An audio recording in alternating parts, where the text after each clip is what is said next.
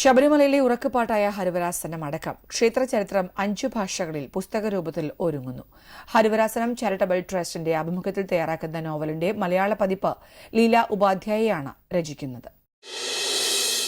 ശബരിമലയുടെ ചരിത്രം, ഹരിവരാസന കീർത്തനത്തിന്റെ പ്രസക്തി, തത്വമസിയുടെ യഥാർത്ഥ തത്വം തുടങ്ങിയ വിഷയങ്ങളിലെ ആഴത്തിലുള്ള അന്വേഷണ പഠനമാണ് നോവലിൽ ലക്ഷ്യമിടുന്നത്. ഹരിവരാസനം കീർത്തനം എഴുതിയ കോതകത്ത് ജാനകിയമ്മയുടെ ജീവിത കാലഘട്ടവും അവർ നടത്തിയ നിശബ്ദ പോരാട്ടങ്ങൾ, സാമൂഹ്യ പ്രവർത്തനങ്ങൾ, ഹരിവരാസന രചനയുമായി ബന്ധപ്പെട്ട വിഷയങ്ങൾ നോവലിൽ പ്രതിപാദിക്കും.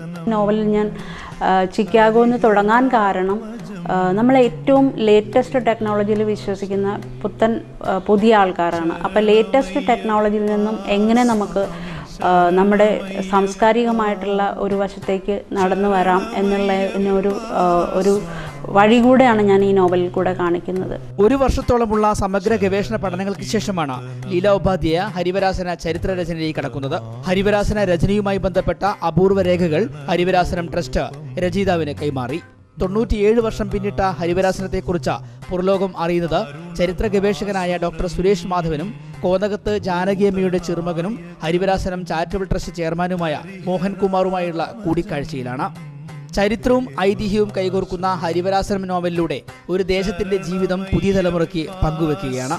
ഒപ്പം കാലത്തെ അതിജീവിച്ച ഒരു പാട്ടിന്റെ വഴിത്താരകളും.